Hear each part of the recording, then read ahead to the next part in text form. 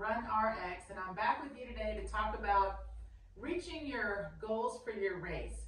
And so I see it all the time, right? It's the beginning of the year, and you see all these great headlines, and they're like, crush your goals, try our race plan, try these shoes.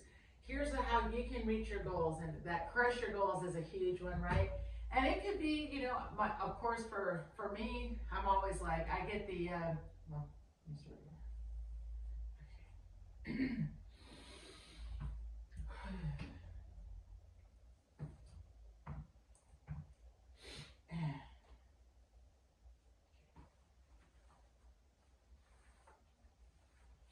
Okay. Hi, Valerie Hunt, Run RX. So here today to talk about crushing your goals. So this is your running goals. So whether this year is your year you want to try running a marathon, or you want to qualify for Boston, or you just want to run a 5K in under a certain time, or just run a 5K pain free, these are all goals that are attainable.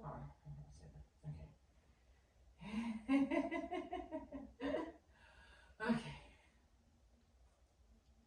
Okay. Hi, Valerie Hunt, Run RX. So today I want to talk to you about crushing your race goals. And I just use that term because I see so many top of headlines saying that. I actually don't really use that word. But it was just kind of a fun thing to see. Like, it's the beginning of the year, people are excited, and I love helping people reach any of their race goals. Most people come to me, of course, with an injury, so the first goal is always, let's get pain-free. But ultimately, everyone has some kind of running goal, right? It could be, I want to run my first marathon, I want to run a 5K in under 30 minutes, I want to run either a certain distance or a certain pace. You know, that's really like setting a really good race goal. And then the second thing is, how do I get to do that race goal? So when I see those headlines, by the way, and I've been looking at this stuff now for, you know, over 30 years, same magazines, really, same marketing. And it's exciting. Like, I want to hit my race goal. I want to run faster. So I want to see what you got.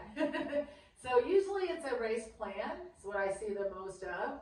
And then gear, right? So I just read an article, actually, and it was about getting the right shoe for your race goals. So we're going to help you reach your race goals by making sure you have the right shoe, which, by the way, is also really important. So just, of course, part of running is having a shoe that feels good to race in. And then the race plan is usually the big thing, right? So we're going to give you, it could be 6 weeks, 10 weeks, 3 months, you know, whatever it is, to crush that goal. And so, you know, my thing is, whenever I look at race plans or look at these magazine articles, I'm always looking for, you know, what are they really offering, especially to someone that wants to reach their goal. And most people, by the way, are going to reach a really good, are going to reach a good, are probably going to reach their race goal by following a plan of accountability. So when you have something to follow, it really makes sense. Like, I'm going to follow this plan, and this will help get me to that end result that I want. So, and a lot of plans say the really similar things. It's usually run 3 times a week, and they're usually like a tempo run. And then on the weekend, we're going to add some distance, about 10%, very common. And then usually they'll say in between cross train or strength train, you know, things like that. So all of these plans, this is, again, what I've been looking at for the last 30 years. They all have what to do. You know, run this many miles, maybe do some intervals, do some hill repeats. And then they add things in, you know, like striders and all these words that if you've never run before, you are in for a treat. You're going to learn all kinds of new words. If you've been running for a long time, then you already are used to these things. I'll go to me really quick. When I very first started running, we just wanted to run.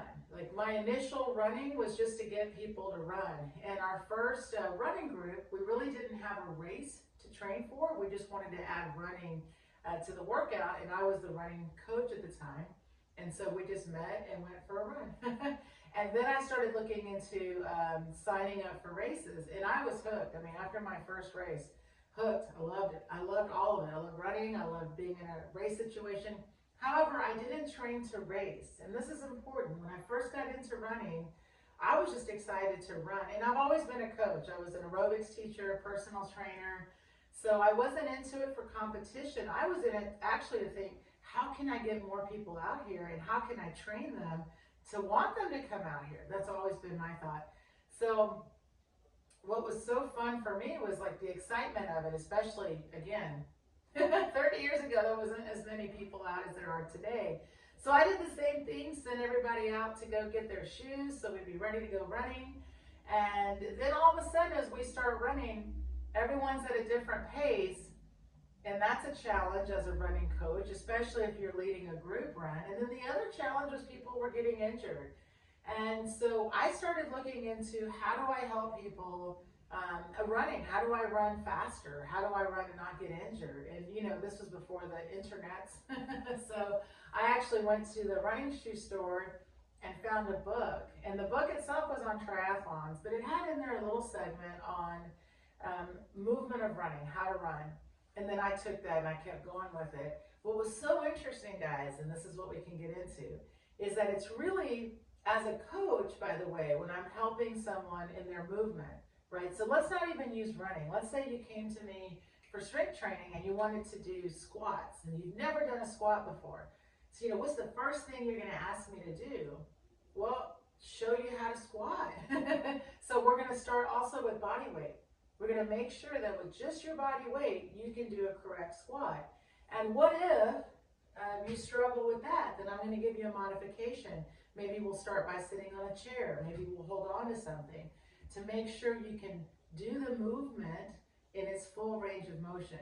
And this is important because, you know, then once you feel good with the movement, right, then we can do things like once you feel good with the movement and you're confident with the movement and you're doing it correctly, and maybe to get to that movement, we had to work on things like we had to work on your range of motion and your mobility and things like that, and other strength, right? Foot and hip work. Once you get that squat, then you say, now let's try adding some weight. So as a trainer, that's how we progress you through any movement, right? Except for running. You know, as running, you're like, go run. Everybody go run. I do a lot of group, I still do group strength training. It's a lot of fun.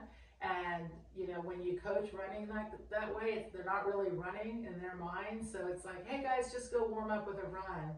And everyone should just go run. Isn't that funny? But if you came to me for strength training, you would expect me to show you how to do every movement. So then if I say to you, all right guys, go run, and then you come back and I'm like, now go run faster. Well, how are you going to run faster? Like, what am I going to do to run faster? And maybe I'm thinking, that was fast. That was my fast run. So this is important because most people, like I said, if I'm thinking I'm going to go out and crush my race goals, I really want to go out there and I want to feel better this time. I want to have a faster marathon. I want to run pain-free. I want to feel strong in my running. All of those things are things you can have, but first you have to think, how do I run? How's my running? Am I as efficient as I can be in my running? And so this is when I always say this goes beyond the shoe, of course. It goes beyond the gear, and it really goes into your understanding of movement. And once you really run with the correct, I say the correct intent, with the correct movement patterns, then we start talking about things like your speed of running, your distance of running.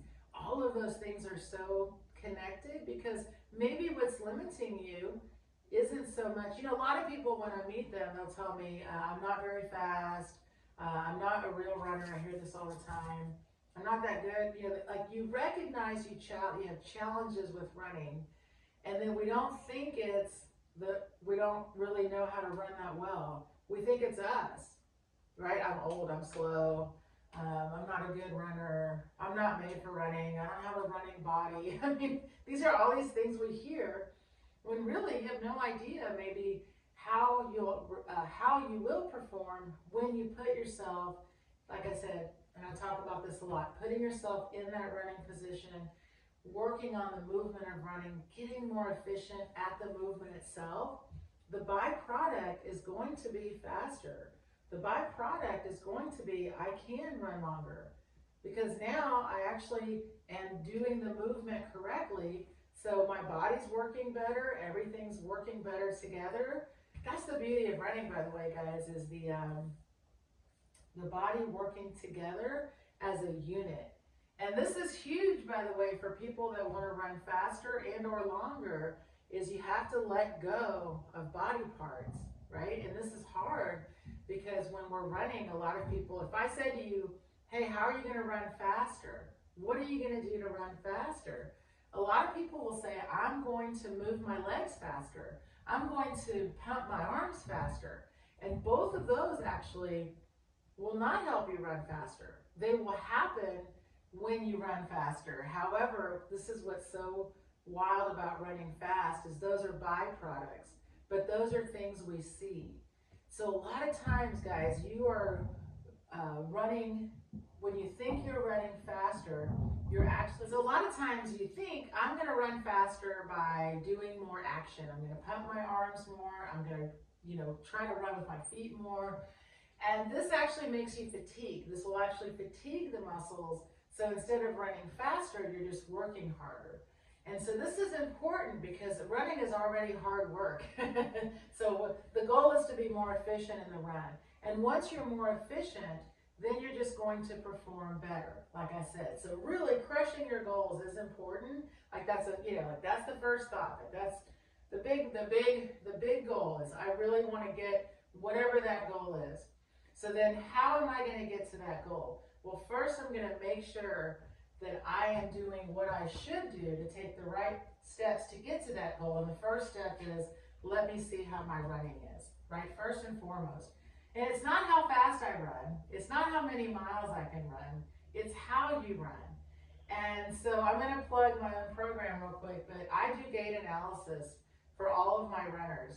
And in the beginning, there's hesitation. When people first sign up with me, now if I'm with you one-on-one, there's no hesitation because we're together and filming is part of the thing. But people having to film themselves and send it in is really awkward, and I totally get it. But I tell you what, once you do the first one, once you let me show you your movement, you're hooked, because one, usually for most people, if they do the program, it's a 4-week program, and they send in once a week, not just their run, but their practice. By the end of that 4 weeks, they're like, okay, here I go. I am ready to take this and really start getting to that goal that I want.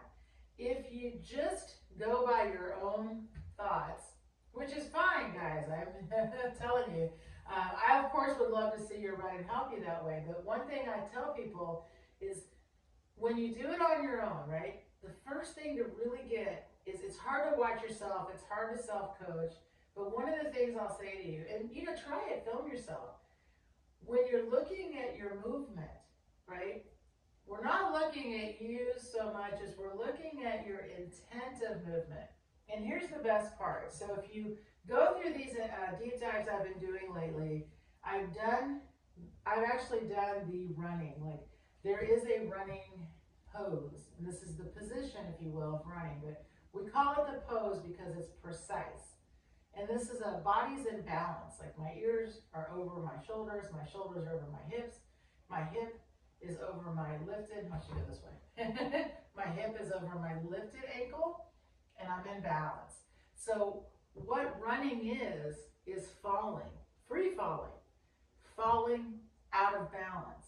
And when I fall out of balance, I need to pull my foot up to recover the pose. So running is pose, balance, fall out of balance, and pull to recover balance. And by the way, I'm talking to you and doing this, and I don't know if you could hear it. If you're watching, you can see me, but I hit my wall. I encourage people, by the way, to practice with a wall. The first thing you have to work on if you want to run, for let's say faster, longer, either one, both, is balance. Because running, like I said, is free falling, and you're on one foot. And then you have to let your body free fall. You pull your foot up, and then you recover on your other foot. And so it's called a change of support. Think of like the game hot potato, right? You have the ball in your hand, and you have to you have to throw it really quickly. Hot potato, as soon as you sense, the idea is as soon as you sense the heat of the potato, you throw the ball to get rid of that sensation of heat, right? So it's a hot potato. And the quicker you throw the ball, the better, right? That's the point. This exact same thing in running. As soon as you can sense the ground is under your foot, you pull your foot. And what's wild is when you practice running or when you are running, in the beginning, I promise you, when you first start to practice this, again, it's thinking about it. You have one job, and that's to pull the foot. It doesn't matter how fast you pull, your lifted foot is already down, ready to be pulled again. So one action, and it's called up. You're pulling the foot up from the ground. The quicker you can change support, which means switching from pulling one foot to the other, the faster you can run. And this is what's so great, is that running is running, meaning sprinting is running and jogging is running. All of those are running, and everything in between. So when people say, I'm not a real runner, or things like that, I'm like, I promise you are. And what's great is that every single runner actually goes through the same exact gait cycle. The difference in running is, number one, the efficiency, meaning someone that's an elite sprinter, an elite marathon runner, an elite anything, they are in this posed position, they allow their body to fall forward, and they pull their foot on time to recover pose, to be ready to fall and pull again. They do this, and again, remember, runners train. So yes, there's always skill, there's always talent, and then once people know they have that skill and talent, then they train. And that's what's so important. You know, just like right now, there's all the super shoes that are out, and the research shows that with the super shoe, you have to already have good form to benefit and be able to, well, I say good form. You need to be able to run faster than it's like a 7-minute mile is kind of the cutoff to get any benefit from that super shoe. But the benefit they do get, the faster runners, is wow, it's like 4%. And the reason that's so exciting, obviously, is because it's the first time the shoe's been proven to actually make the runner faster. However, again, the runner first has to be fast to be faster. So the rest of us that aren't in that category, we have to learn how to get faster. But remember, all of these fast running was happening also before the shoe. So I always say, let's first make you a super runner with some super feet, and then you can get into the super shoe. Okay, I'm going to talk real quick about, again, what's the difference in running? What is speed of running? And this is interesting because I said earlier, most people think of speed of running is how fast the arms and legs are moving, right? Because that's what we see. We just see these arms pumping and we see the legs moving. And that is a byproduct. That is absolutely 100% happening. You are seeing that. And you have to train that, right? So sprinters, everyone needs to train it, but definitely sprinters do way more training for arm movement, for arm swing, and also for foot turnover. And we're going to talk about that because this is the training you need as a distance runner. And this is important because they've always separated. It's always been a separation.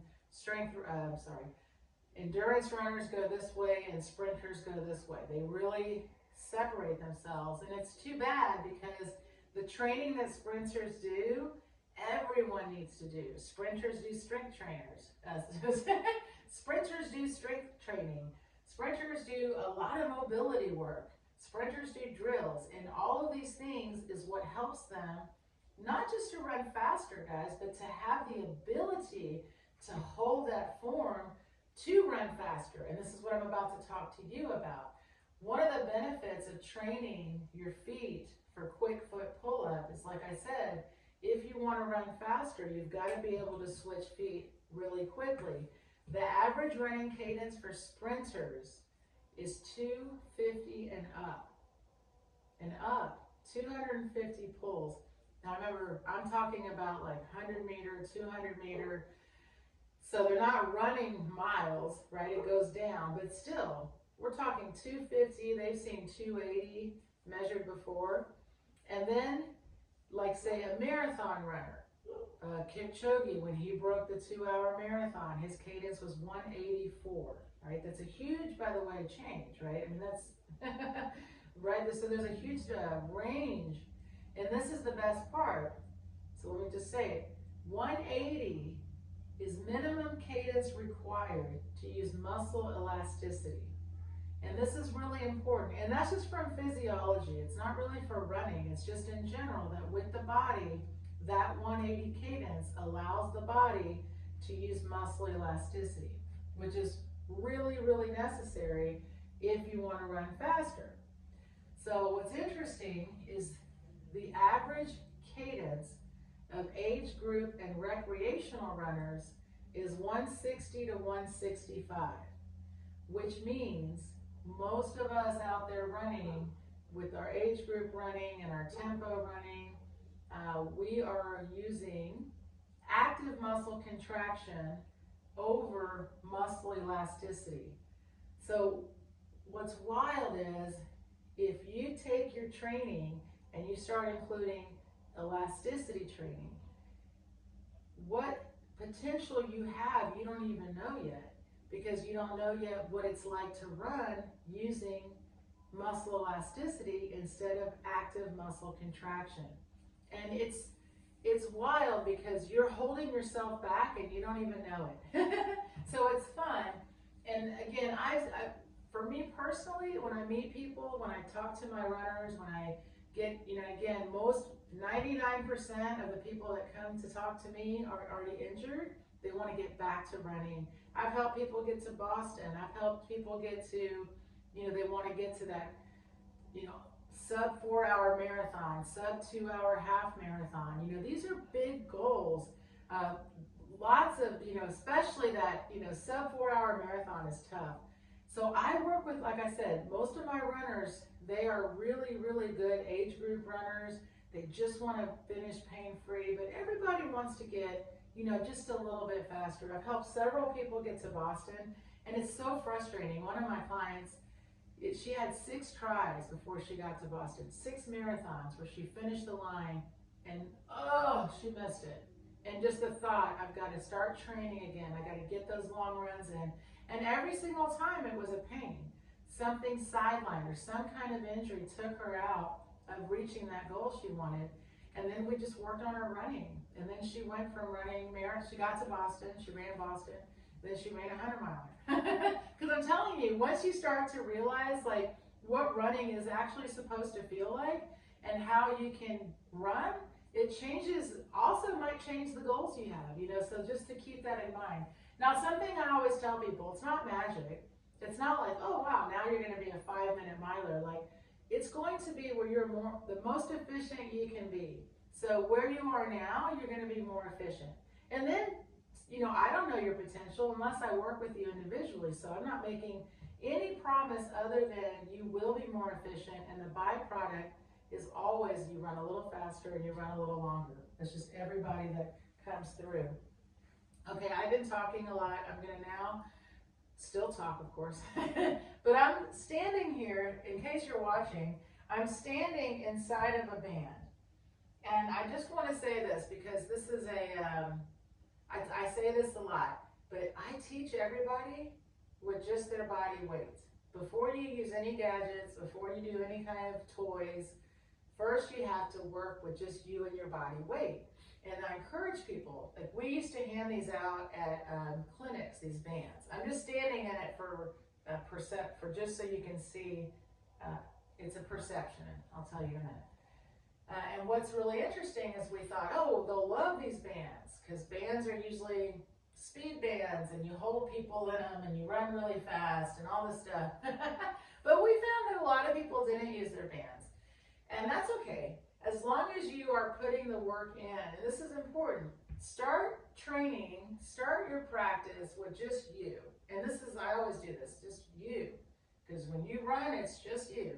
And then get into the fun gadgets and things like that. And when I teach my clinics, I don't start anybody with a band or anything until we've already done the introduction. So just keep in mind that when you see things like this will make you faster and it's a gadget, I always say, first be faster with you, and then we'll do the gadgets, okay?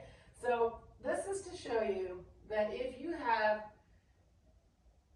to get faster, I'm going to give you just a little thought. When people want to run faster, the thought is generally, like I said, they want to move their feet faster, they want to pump their arms. If that helped, okay, I'm going to do that in place. So right now, I am really pumping my arms, and I'm really pulling my feet, and I went absolutely nowhere. So if it doesn't help me travel from standing in place, it's not going to help me travel once I'm running. So that's really key. So if I stand in place and I pump my arms and I go nowhere, then it's not going to help me once I'm moving. It's the same thing with my legs. If I just make my legs move faster or pull higher or just even pull quicker, right, I didn't go anywhere. And then you can say, but you said if I can change support really quickly, I'm going to run faster. And I did say that. So when you practice your drill, so here's the beauty, because this is why I'm inside this band. First, I wanted to show you that I didn't go anywhere. I teach you, and you should teach you, to first, we just do 3 steps. And this is important because you're going to take those 3 steps to be as many thousands as you would like. What's interesting is when I very first learned this, I did not understand running, and I wanted to do my arms and my legs, and I wanted to reach and push my feet. So I did a big deep dive on pulling, but if I have one foot at the, so I have this band, like I said, if I put one foot at the front of the band and one foot at the back, this is like stride length, you know, and this is what I should look like in the air. But unfortunately, this is what we think we're supposed to do when we run. So most of us, what we do, if we were here inside of this, so I'm inside of a circle, what most people would do, if I asked them, how would you run forward? They would actually jump forward over the circle, and they would push their foot back. This is what most people would do. And it seems like it would make sense. Like, look at that stride length. I went even beyond the band, right? But the problem is, one, you're stuck here now. You cannot go forward until this back leg catches up. So what you have to learn first, if you want to run faster, first you have to learn, it's called falling. So instead of reaching my leg, I have to let my body go. Because when I'm standing here, when you stand and just stand still, guys, you are resisting falling. That's all we're doing is balancing. That's all we do all day long. We resist falling. Because who wants to fall over, right? So all of a sudden I'm saying you've got to fall. And not only that, but you're only allowed to pull and stay inside the circle. So it's called the fall, and then you're just going to do 3 pulls. So you start, of course, in that balanced pose. I'm going to fall out of balance. How do you free fall? How do you just tell yourself fall? It's really strange. So we're going to do it without making it crazy. Instead of trying to travel forward, I want you to take your torso and make yourself taller. As soon as you sense your body travel, 3 quick pulls. So as soon as I lift up, I had to do 3 quick pulls. And there I am inside the circle. However, I traveled, you see? So the first step in running is understanding how travel happens. What is falling? And falling, we don't want to fall so much we face plant, because that would be silly.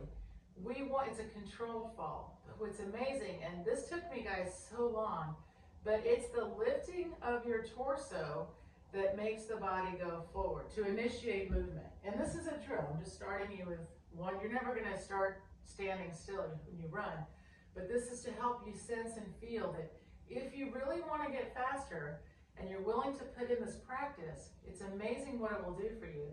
So first, of course, I'm in my balance pose, lifting that torso, and 3 pulls. Why 3? Because now I'm on the other foot. So if I want to repeat it, which of course I do, because I want to continue traveling.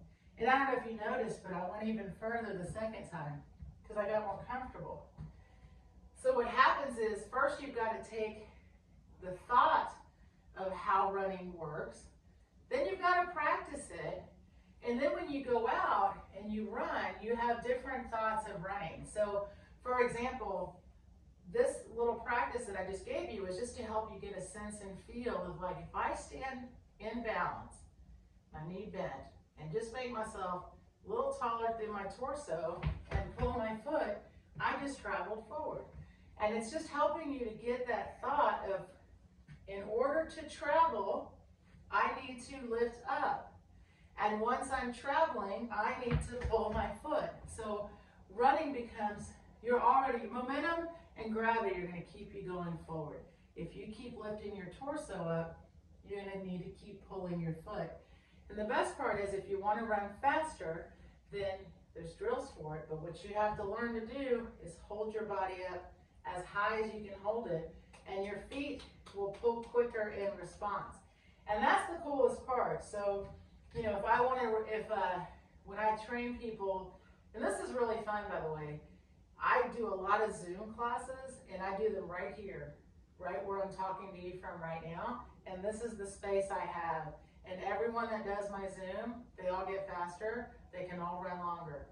And mainly it's because I'm not letting them go try to sprint.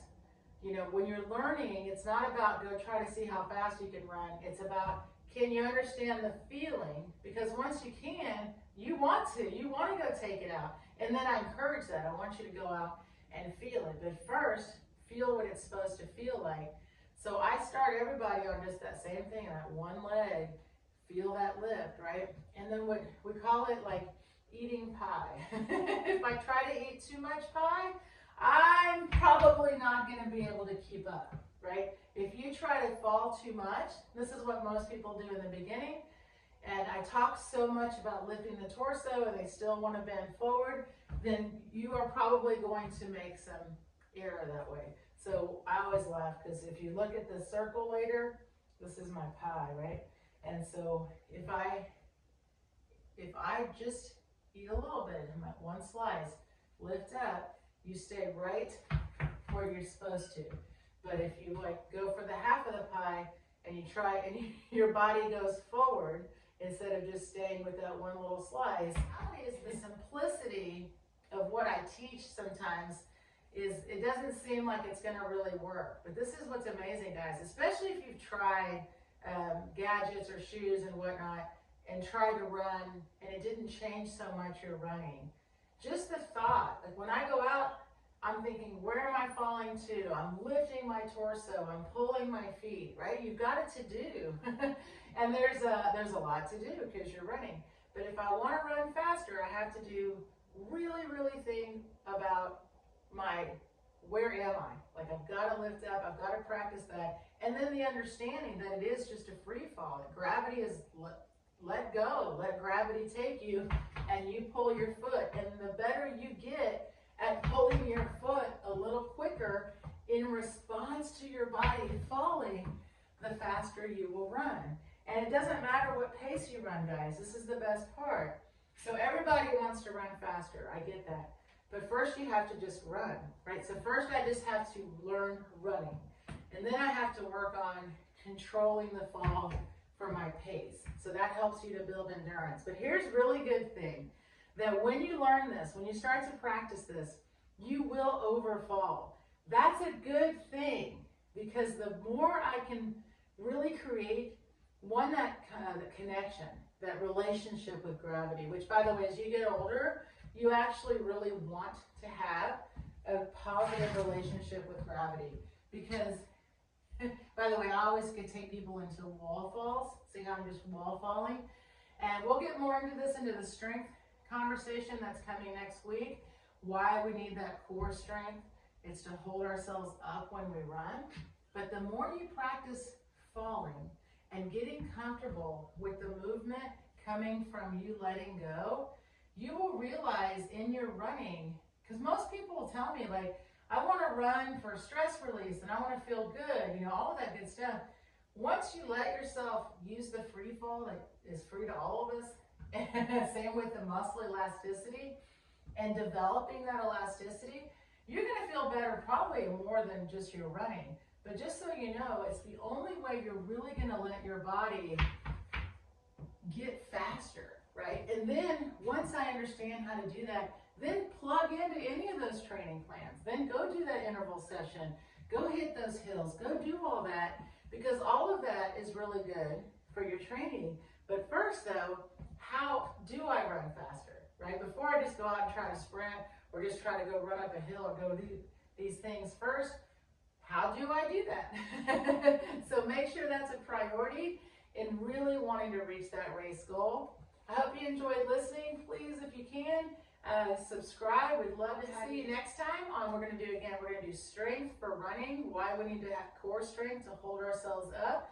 And I'm going to put a little core segment, a sample of some of our Run RX workouts that we like to give for that. Thank you so much for listening, and I hope you're subscribing. If you're not, please do. We really appreciate it. It helps us out to give you more great content. And please, again, comment. If you have any questions, let us know. Happy to hear from you. Thank you.